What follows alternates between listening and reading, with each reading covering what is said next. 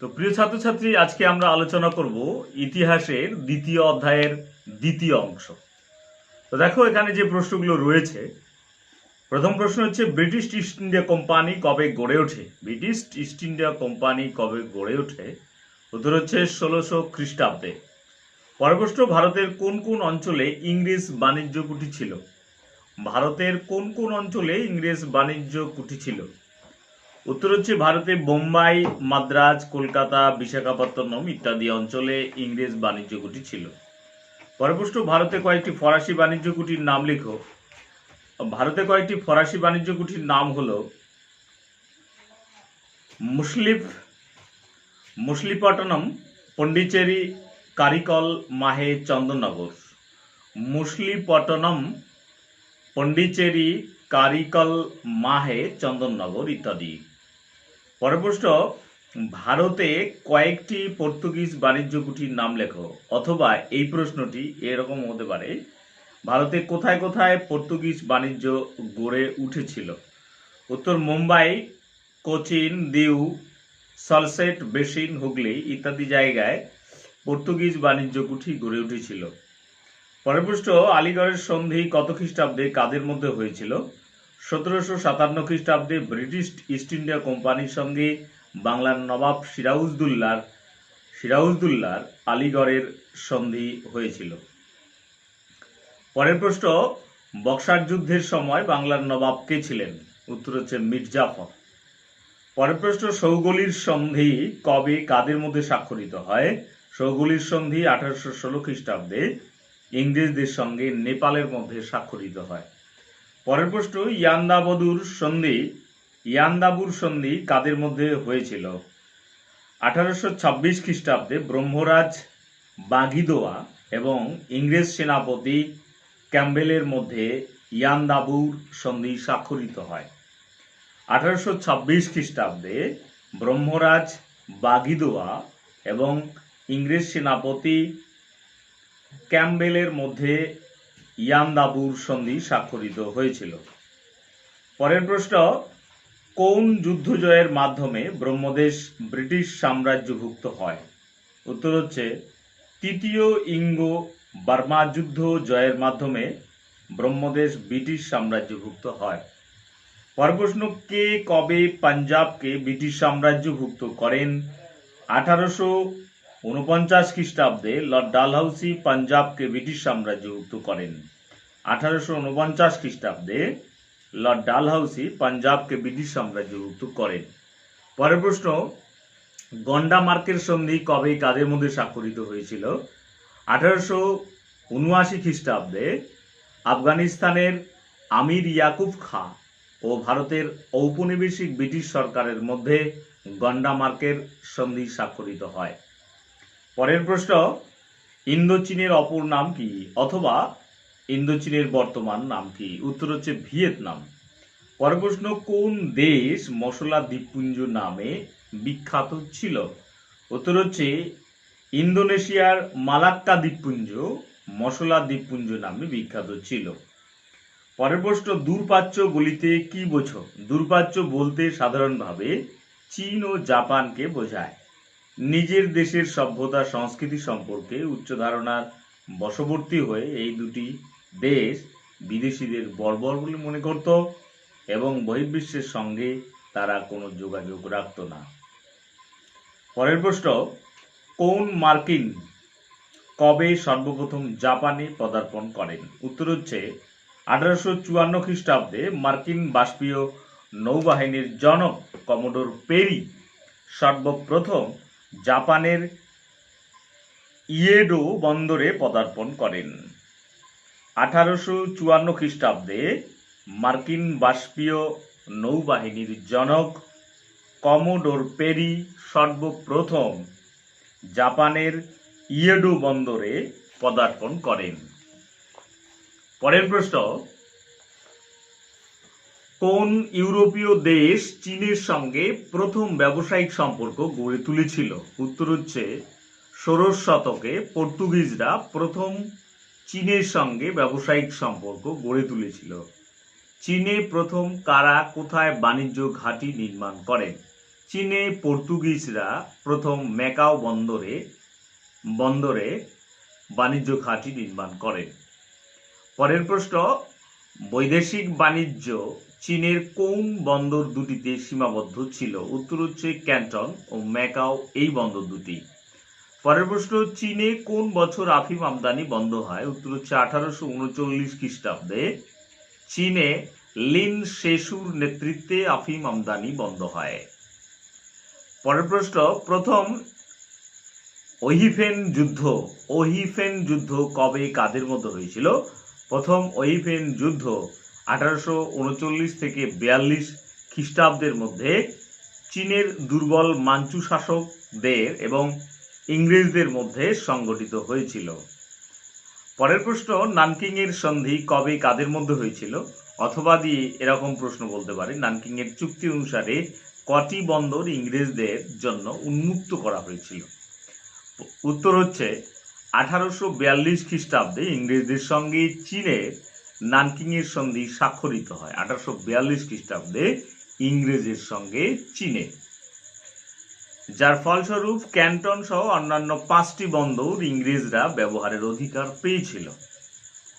পরের প্রশ্ন, শিমনোসেকির সন্ধি কবে কাদের মধ্যে হয়েছিল? চীন জাপান যুদ্ধে চীন পরাজিত হয়ে 1895 খ্রিস্টাব্দে জাপানের সঙ্গে শিমনোসেকির সন্ধি স্বাক্ষর করে। পরের প্রশ্ন, মুক্তদ্বার নীতি কি? এর প্রবক্তা কে? চীনা ভূখণ্ডে ইউরোপীয় দেশগুলির উপনিবেশ স্থাপন রোধ করার জন্য মার্কিন পররাষ্ট্র সচিব জন হে 1899 খ্রিস্টাব্দে মুক্তদ্বার নীতি ঘোষণা করেন। এর দ্বারা চীনের অখণ্ডতা রক্ষার এবং চীনা ভূখণ্ডে যে কোনো দেশের বণিক বা বণিক গোষ্ঠীকে অবাধে বাণিজ্য করার অধিকারের কথা বলা হয়। আসলে চীন দেশে আমেরিকার বাণিজ্যিক স্বার্থ অক্ষুণ্ণ রাখাই ছিল মুক্তদ্বার নীতি ঘোষণার প্রধান উদ্দেশ্য। মার্কিন রাষ্ট্র সচিব জন হে ছিলেন এই নীতির প্রবক্তা। পরের প্রশ্ন, মুক্তদ্বার নীতিকে অদৃশ্য সাম্রাজ্যবাদ কে বলেছেন? মুক্তদ্বার নীতিকে অদৃশ্য সাম্রাজ্যবাদ কে বলেছেন? উত্তর হচ্ছে পণ্ডিত জওহরলাল নেহরু। পরের প্রশ্ন, নতুন বিশ্ব বলতে কি বোঝো? এটাই অথবা প্রশ্ন, পুরনো পৃথিবী কি? উত্তর হলো, ভৌগোলিক আবিষ্কারের শুরুতে দুই আমেরিকা মহাদেশের অস্তিত্বের সামনে আসার পরে ইউরোপ, এশিয়া ও আফ্রিকার পুরনো পৃথিবী এবং দুই আমেরিকার নয়া পৃথিবী নামে পরিচিত।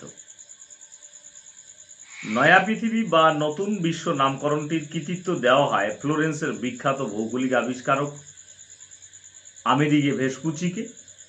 তিনি লরেন্স দ্য মেডিচিকে লেখা একটি চিঠিতে কলম্বাস আবিষ্কৃত মহাদেশটিকে মন্ডাস নোভাস বা নিউ ওয়ার্ল্ড বলে উল্লেখ করেন। পরের প্রশ্ন, সপ্তদশ শতকে ইউরোপের নিরিখে নতুন বিশ্ব বলতে কি বুঝো? উত্তর হচ্ছে, ষোড়শ সপ্তদশ শতকে Spain, England, Portugal, France, Holland America মহাদেশে যে নতুন উপনিবেশ গড়ে তোলে তা নতুন বিশ্ব নামে খ্যাত। পরের প্রশ্ন, আটলান্টিক কৃতদাস ব্যবসা কি? আটলান্টিক কৃতদাস ব্যবসা কি? উত্তর হচ্ছে, নতুন বিশ্ব অর্থাৎ আমেরিকায় কৃষিকাজ সচল রাখতে প্রচুর শ্রমিকের প্রয়োজন হয়, তাই আফ্রিকা থেকে আটলান্টিক মহাসাগর অতিক্রম করে কৃষ্ণাঙ্গ কৃতদাসদের আমেরিকায় রপ্তানির লাভজনক ব্যবসা আটলান্টিক কৃতদাস ব্যবসা নামে পরিচিত। পরের প্রশ্ন, আজটেক সভ্যতা কে ধ্বংস করেন? 1521 খ্রিস্টাব্দে স্পেনের নাবিক হার্নান্দো কোর্টেস, বানানটা হয়াকার দন্তার নয় রেবা আকার দন্তার নয় দয়কার, হার্নান্দো কোর্টেস কয়কার টয় রেপ একার দন্তার কোর্টেস অ্যাজটেক সভ্যতা ধ্বংস করেন। পরের প্রশ্ন, আমেরিকায় উপনিবেশ স্থাপনের পথিকৃৎ কাকে বলা হয়? উত্তর হচ্ছে, হামফ্রে গিলবার্টকে। পরের প্রশ্ন, কত খ্রিস্টাব্দে আমেরিকা যুক্তরাষ্ট্র গঠিত হয় 1776 খ্রিস্টাব্দে। পুঁজিবাদ কি? যে অর্থনৈতিক ব্যবস্থায় মুনাফা অর্জনের উদ্দেশ্যে উৎপাদনের উপকরণগুলির উপর ব্যক্তিগত মালিকানা এবং সেগুলি বন্টন পরিলক্ষিত হয় তাকে পুঁজিবাদ বলে। পুঁজিবাদ কি? উত্তরটা আমি একবার রিপিট করি। যে অর্থনৈতিক ব্যবস্থায় মুনাফা অর্জনের জন্য উৎপাদনের উপকরণগুলির উপর ব্যক্তিগত মালিকানা এবং সেগুলির বন্টন পরিলক্ষিত হয় তাকে পুঁজিবাদ বলা হয়। পরের প্রশ্ন, ওয়েলথ অফ নেশন গ্রন্থটির রচয়িতাকে? প্রখ্যাত ব্রিটিশ অর্থনীতিবিদ অ্যাডাম স্মিথ 1776 খ্রিস্টাব্দে ওয়েলথ অফ নেশন গ্রন্থটি রচনা করেন। পরের প্রশ্ন, বাণিজ্যিক মূলধন বা বাণিজ্যিক পুঁজি বলতে কি বোঝো? শিল্প বিপ্লবের আগে পুঁজিপতিরা বাণিজ্যে মূলধন বিনিয়োগ করতেন। বাণিজ্যে নিয়োজিত এই মূলধন বাণিজ্যিক মূলধন বা বাণিজ্যিক পুঁজি নামে পরিচিত। পরের প্রশ্ন, মার্কেন্টাইলবাদ বা বণিকবাদ বলতে কি বোঝো? 16 থেকে অষ্টাদশ শতকের মধ্যে ইউরোপের বণিকবাদ বা মার্কেন্টাইলিজম একটি বিশিষ্ট অর্থনৈতিক শক্তি হিসেবে আত্মপ্রকাশ করে। মূলত রাষ্ট্রকে অর্থনৈতিক ও বাণিজ্যিক দিক থেকে সমৃদ্ধ করার জন্য গৃহীত নীতিসমূহ যথা বুলিয়ান সঞ্চয়, উপনিবেশ প্রতিষ্ঠা, খনিজ উৎপাদন ও শিল্পের উন্নতির দ্বারা বাণিজ্যের ভারসাম্য বজায় রাখা ছিল বণিকবাদ বা মার্কেন্টাইলবাদের মূল কথা। লর্ড অ্যাক্টনের মতানুসারে মার্কেন্টাইলবাদ এমন এক অর্থনৈতিক মতবাদ যা জ্ঞানদীপ্তির সময়কালে স্বৈরতন্ত্রের পরিপূরক। পরের প্রশ্ন, মার্কেন্টাইল অর্থনীতির মূল কথা কি? মার্কেন্টাইল অর্থনীতির মূল কথা ছিল অর্থনৈতিক নিয়ন্ত্রণকে রাষ্ট্রের অধীনে নিয়ে আসতে হবে এবং খাদ্যদ্রব্যের রপ্তানি কমিয়ে শিল্পদ্রব্যের রপ্তানি বৃদ্ধি করতে হবে। পরের প্রশ্ন, লগ্নি পুঁজি কাকে বলে? শিল্প বা বাণিজ্য থেকে অর্জিত অতিরিক্ত পুঁজি বা মুনাফা যখন আরো মুনাফা অর্জনের জন্য আবার কোনো শিল্পে বাণিজ্যে বিনিয়োগ করা হয় তখন তাকে লগ্নি পুঁজি বলে। এর ফলে পুঁজিবাদের ধারা অব্যাহত থাকে। পরের প্রশ্ন, হিলফার্ডিং এর লেখা বইটির নাম লিখো। উত্তর হচ্ছে ফিনান্স ক্যাপিটাল। সাম্রাজ্যবাদ পুঁজিবাদের চরম পর্যায়ে, এটি কার উক্তি? উক্তিটি হচ্ছে লেনিনের। জে এ হবসনের বইটির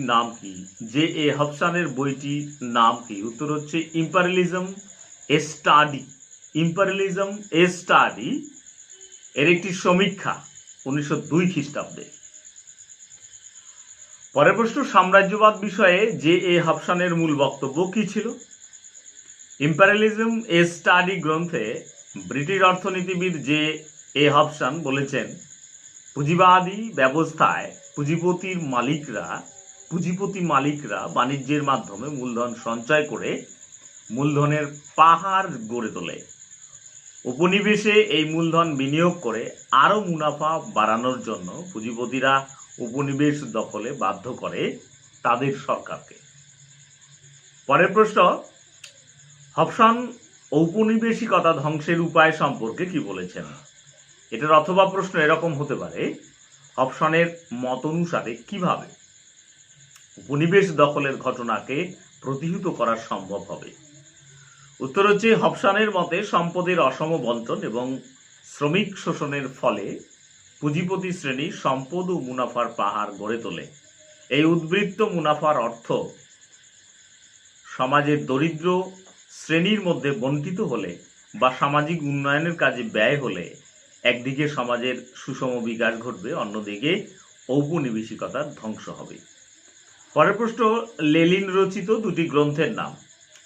প্রথম হচ্ছে imperialism the highest stage of capitalism, আর দ্বিতীয়টা হচ্ছে the development of capitalism in Russia. পরের প্রশ্ন, সাম্রাজ্যবাদ সম্পর্কে লেনিনের মূল বক্তব্য। লেনিনের মতে পুঁজিবাদের জঠরে সাম্রাজ্যবাদের জন্ম। পুঁজিবাদী শ্রেণীর স্বার্থেই পুঁজিবাদী রাষ্ট্রের বৈদেশিক নীতি পরিচালিত হয়।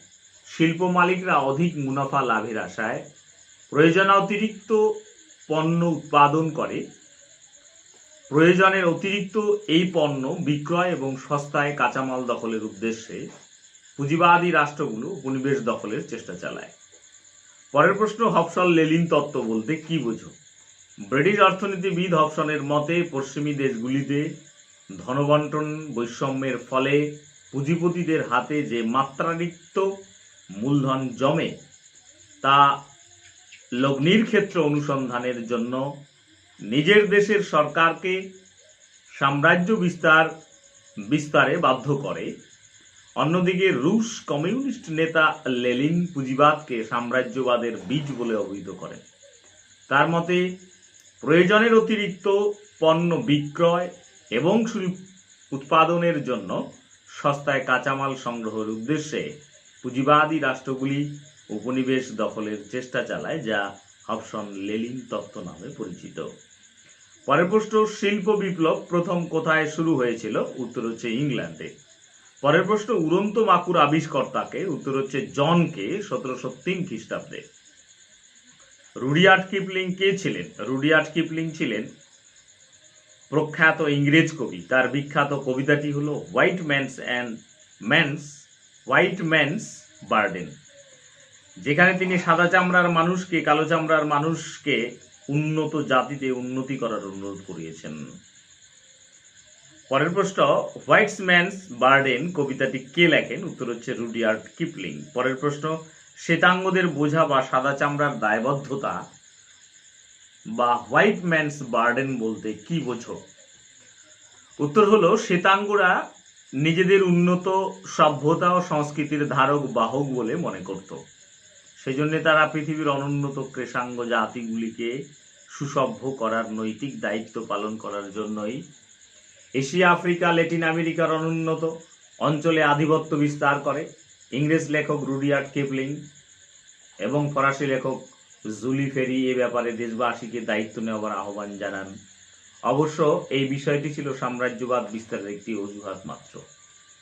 পরের প্রশ্ন, সোশ্যাল ডারউইনবাদের প্রবক্তা কে? উত্তর হচ্ছে এডমন্ড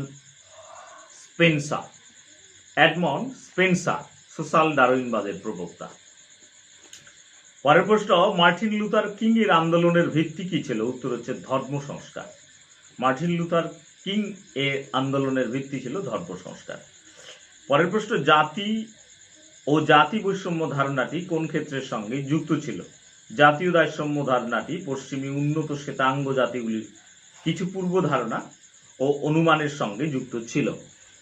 পরের প্রশ্ন, বর্ণবৈষম্য কি? সাদা কালো চামড়ার মানুষের ভেদাভেদ জ্ঞান থেকে কালো চামড়ার উপর সাদা চামড়ার ঘৃণা, অবজ্ঞা, নিপীড়িত নিপীড়নজাত সমস্যাকে বর্ণবৈষম্য বলা হয়। ভারত, দক্ষিণ আফ্রিকার মতো দেশগুলিতে সাদা চামড়ার মানুষ শাসন বজায় রাখতে কালো চামড়ার মানুষের উপর ঘৃণা, অত্যাচারে জাতি বৈষম্য প্রথা বিশ্ব ইতিহাসের এক কলঙ্কজনক অধ্যায়। উত্তরটি আবার রিপিট করি, বর্ণবৈষম্য কি? সাদা কালো মানুষের ভেদাভেদ জ্ঞান থেকে কালো চামড়ার উপর সাদা চামড়ার ঘৃণা, অবজ্ঞা ও নিপীড়নজাত সমস্যাকে বর্ণবৈষম্য বলা হয়। পরের প্রশ্ন, বর্ণবৈষম্য নীতি কোন দেশে বলবৎ হয়, অথবা বর্ণবৈষম্য নীতি কোথায় ব্যাপকতা লাভ করে? উত্তর হচ্ছে, বর্ণবৈষম্য নীতি দক্ষিণ আফ্রিকা, ভারত ইত্যাদির মতো দেশে বলবৎ হয়। পরের প্রশ্ন, নেলসন ম্যান্ডেলা স্মরণীয় কেন? নেলসন ম্যান্ডেলা ছিলেন দক্ষিণ আফ্রিকার বর্ণবৈষম্যবাদ বিরোধী আন্দোলনের প্রধান নেতা। তিনি পরবর্তীকালে দক্ষিণ আফ্রিকার প্রথম অশ্বেতাঙ্গ রাষ্ট্র প্রধানের পদ অলঙ্কৃত করেছিলেন। পরের প্রশ্ন, নেলসন ম্যান্ডেলা কিসের বিরুদ্ধে আন্দোলন পরিচালনা করেন? বর্ণবৈষম্যবাদের বিরুদ্ধে। পরের প্রশ্ন, দক্ষিণ আফ্রিকার প্রথম অশ্বেতাঙ্গ রাষ্ট্র নেতার নাম কি? Nelson Mandela. পাবলো পিকাসো কে ছিলেন? পাবলো পিকাসো ছিলেন স্পেনের বিখ্যাত চিত্রশিল্পী। তিনি আফ্রিকার চিত্রশিল্পের দ্বারা প্রভাবিত হয়ে তার বিখ্যাত চিত্রগুলি অঙ্কন করেন। পরের প্রশ্ন, স্বাধীন ইন্দোনেশিয়ার প্রথম প্রধানমন্ত্রী কি ছিলেন? সুতান জারি। স্বাধীন ইন্দোনেশিয়ার প্রথম প্রধানমন্ত্রী ছিল সুতান জারিজ। পরের প্রশ্ন, যে নীতির মাধ্যমে কোনো শক্তিশালী দেশ অন্যান্য দেশে শাসন কায়েম করে তাকে কি বলে? তাকে বলা হয় সাম্রাজ্যবাদ। পরের প্রশ্ন, ইম্পেরিয়াম শব্দটি কি ধরনের শব্দ? উত্তর হচ্ছে ল্যাটিন শব্দ। পরের প্রশ্ন, কলোনিয়া শব্দটি হলো একটি কি শব্দ? ল্যাটিন শব্দ। পরের প্রশ্ন, কলোনি শব্দটি একটি কলোনিয়া শব্দটি ল্যাটিন শব্দ আর কলোনি শব্দটি হচ্ছে ইংরেজি শব্দ। পরের প্রশ্ন, পর্তুগিজরা ব্ল্যাক গোল্ড কাকে বলতো? উত্তর হচ্ছে গোলমরিচকে। হারমাত নামে পরিচিত কারা? উত্তর হচ্ছে পর্তুগিজ জলদস্যুরা। পরের প্রশ্ন, উপনিবেশবাদের সূত্রপাত হয়েছিল কোন শতকে? উত্তর হচ্ছে পঞ্চদশ শতকে। পরের প্রশ্ন, অন্ধকারাচ্ছন্ন মহাদেশ নামে পরিচিত কে? উত্তর হচ্ছে আফ্রিকা। পরের প্রশ্ন, আফ্রিকাতে প্রথম উপনিবেশ স্থাপন করেছিল কে?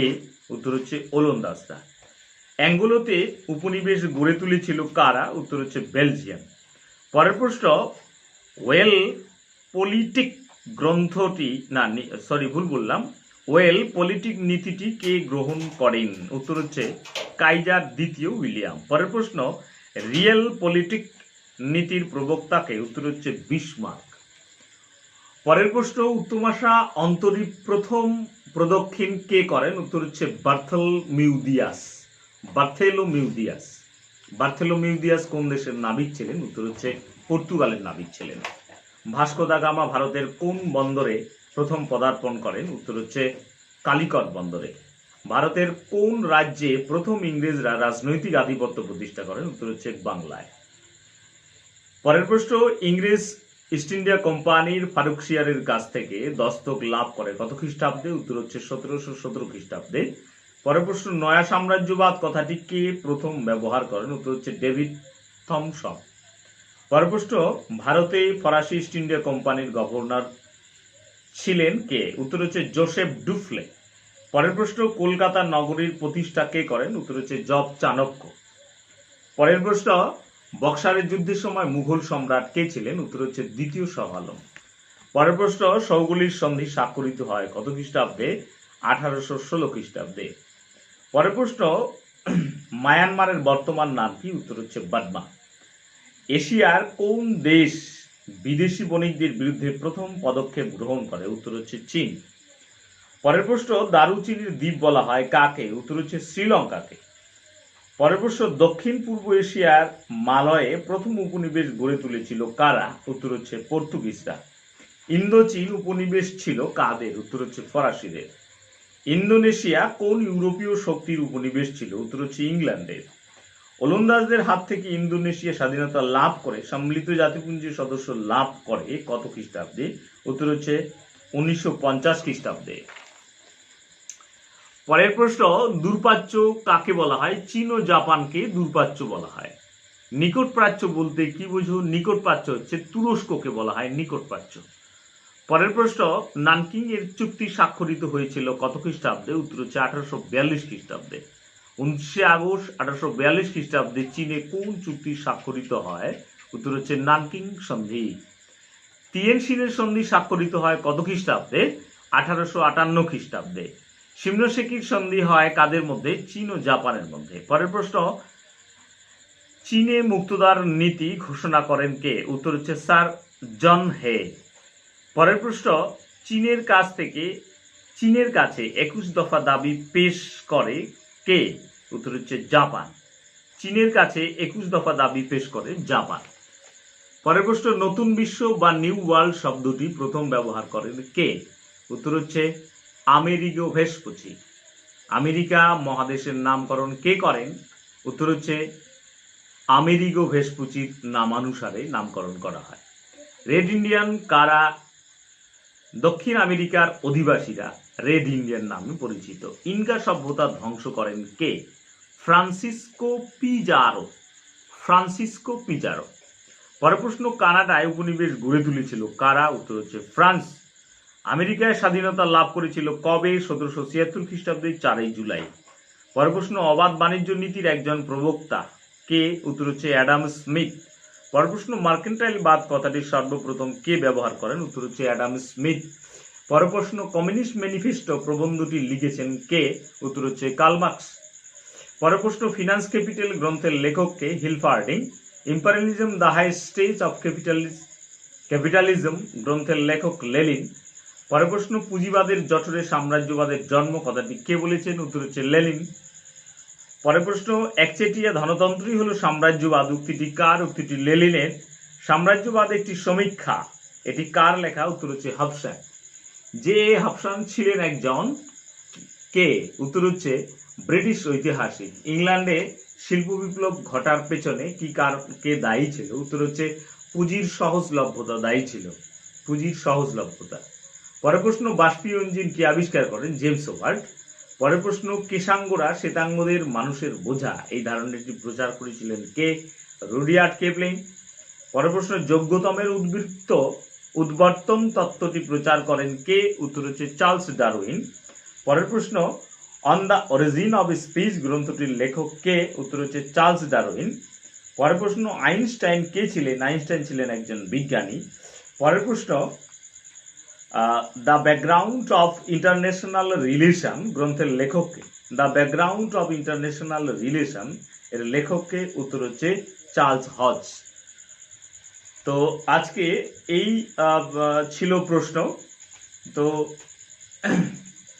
সেই সঙ্গে আমাদের আজকে যে দ্বিতীয় অধ্যায় নিয়ে যে পরপর দুটি ক্লাস দেওয়া হলো, এই দ্বিতীয় অধ্যায়ের এই দুটি ক্লাস মিলে দ্বিতীয় অধ্যায় থেকে এই ছোট প্রশ্নগুলো তোমরা পড়লেই দ্বিতীয় অধ্যায় থেকে সমস্ত প্রশ্ন কমন পেয়ে যাবে।